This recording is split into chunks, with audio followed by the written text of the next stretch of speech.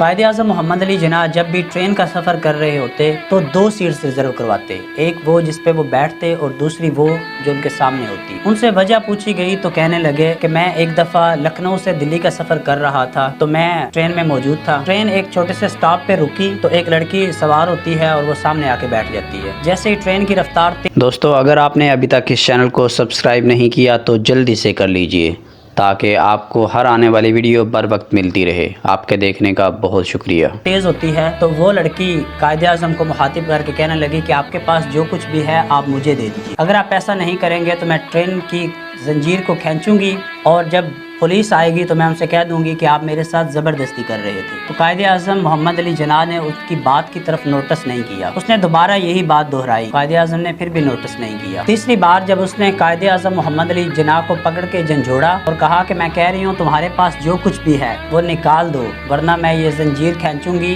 اور ریلوے حکام کو بتاؤں گی کہ میرے ساتھ آپ زیادتی کرنے والے تھے۔ تو قائد اعظم نے پھر بھی نوٹس نہیں کیا، آپ نے وہاں دانش مندی سے کام لیا اور پیج نکالا، پینسل نکالی اور پیج پہ لکھا کہ میں بہرا ہوں، مجھے کچھ سنائی نہیں دیتا، آپ جو بات کر رہی ہیں مجھے لکھ کے دے۔ تو اب اس نے کیا کیا، وہ جلدی سے پینسل پکڑی، پیج پکڑا اور لکھنا شروع ہو گئی۔ وہ ساری تحریر جب لکھ کے قائد اعظم کو پکڑائی تو آپ نے جلدی سے زنجیر کھینچی اور ٹرین رک گئی۔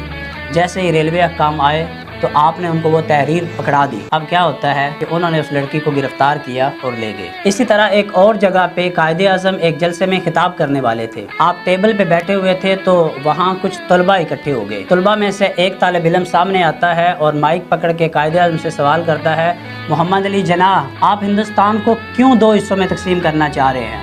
ہم بہت اچھے طریقے سے یہاں رہ رہے ہیں، آپ ہمارا کیوں بٹوارا کرنے جا رہے ہیں؟ آپ کا اس کے پیچھے مقصد کیا ہے؟ تو قائد اعظم اس اسٹوڈنٹ کی بات سن کے خاموش رہتے ہیں، آپ نے کوئی جواب نہیں دیا۔ تو اس اسٹوڈنٹ کو لگا کہ جیسے میں نے قائد اعظم کو لاجواب کر دیا ہے، اس کے ساتھ جتنے اور اسٹوڈنٹ تھے انہوں نے بھی ہوٹنگ کرنا شروع کر دی، زور زور سے باتیں کرنا شروع کر دی، زور زور سے نعرے لگانے شروع کر دیے، جیسے کہ قائد اعظم کے پاس کوئی جواب نہیں ہے۔ تو قائد اعظم یہ باتیں سنتے رہے۔ تھوڑی دیر بعد آپ کھڑے ہوتے ہیں، مائک پہ آتے ہیں اور کہتے ہیں کہ پانی کا ایک گلاس لایا جائے۔ تو وہاں ان کو پانی کا بھرا ہوا ایک گلاس پیش کیا جاتا ہے۔ قائد اعظم آدھا گلاس پانی خود پیتے ہیں اور باقی سامنے رکھ دیتے ہیں اور کہتے ہیں کہ ادھر آؤ، اس اسٹوڈنٹ کو جس نے یہ سوال کیا تھا یہ پانی پی لو۔ تو وہ کہتا ہے میں تو نہیں پیوں گا، اس نے انکار کر دیا۔ اب قائد اعظم نے ایک مسلمان لڑکے کی طرف اشارہ کر کے کہا آپ ادھر آئیے، وہ آ گیا، اسے کہتے ہیں یہ پانی پی لے۔ اس مسلمان لڑکے نے وہ باقی بچا ہوا پانی پی لیا۔ قائد اعظم نے کہا یہ وجہ ہے، ہمارے تمہارے درمیان یہ فرق ہے، اس وجہ سے میں ایک الگ وطن بنانے جا رہا ہوں۔ بیسیکلی بات سمجھنے کی یہ ہے کہ قائد اعظم محمد علی جناح کی ان دو مثالوں سے ہمیں یہ سبق ملتا ہے کہ ہمیں ہر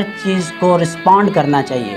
بیسیکلی یہ دو الگ الگ لفظ ہیں، ریئیکٹ اینڈ رسپانس۔ جب بھی کوئی معاملہ پیش آتا ہے، کوئی خطرناک حادثہ آپ کے ساتھ پیش آتا ہے یا کوئی ایسی کیفیت پیش آتی ہے، ایسی سچویشن پیش آتی ہے جو آپ کے لیے تھوڑی مشکل ہوتی ہے، اس میں جب سوچ سمجھ کے حکمت عملی کے ساتھ جواب دیا جاتا ہے تو اسے رسپونڈ کہا جاتا ہے۔ اور جب آپ بغیر سوچے سمجھے ریئیکشن کر دیتے ہیں تو وہ ریئیکشن ہوتا ہے۔ جیسے کہ آپ کا پاؤں ایک دم کسی خطرناک چیز پہ آیا تو آپ نے پاؤں ہٹا لیا، آپ نے بغیر سوچے سمجھے اس پاؤں کو واپس لیا کیونکہ وہ آپ کا خطرہ تھا آپ کے لیے، تو یہ ریئیکشن ہوگا۔ جب بھی آپ کے سامنے کوئی کیفیت آتی ہے، کوئی آپ کو تکلیف دیتا ہے تو بغیر سوچے سمجھے جب ہم جواب دیتے ہیں، بدلے میں جملے کستے ہیں، بدلے میں اسی طرح کے الفاظ استعمال کرتے ہیں تو یہ ریئیکشن ہوتا ہے۔ تو قائد اعظم کی زندگی سے ہمیں یہ سبق ملتا ہے کہ آپ کسی بھی بات پہ ریئیکٹ مت کریں، رسپانس کریں۔ دوستو اگر آپ نے ابھی تک اس چینل کو سبسکرائب نہیں کیا تو جلدی سے کر لیجئے تاکہ آپ کو ہر آنے والی ویڈیو بر وقت ملتی رہے۔ آپ کے دیکھنے کا بہت شکریہ۔